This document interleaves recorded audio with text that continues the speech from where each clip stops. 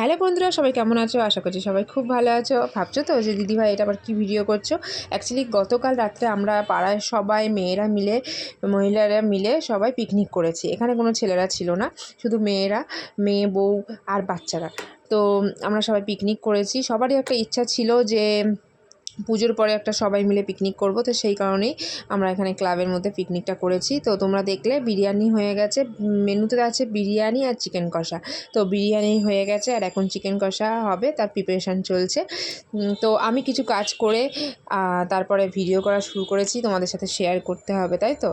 তো সেই জন্যই তো দেখো এখানে আমরা রান্না করছিলাম।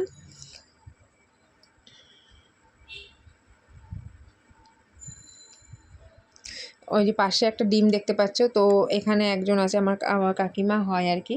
তো তিনি চিকেন খাবে না, তো তার জন্য আলাদা দুটো ডিম করা হয়েছে। তো সবাই খুব আনন্দ করেছি, সবাই খুব এনজয় করেছি। তোমরা অবশ্যই কমেন্ট করে জানিও যে কেমন লাগছে ভিডিওটা।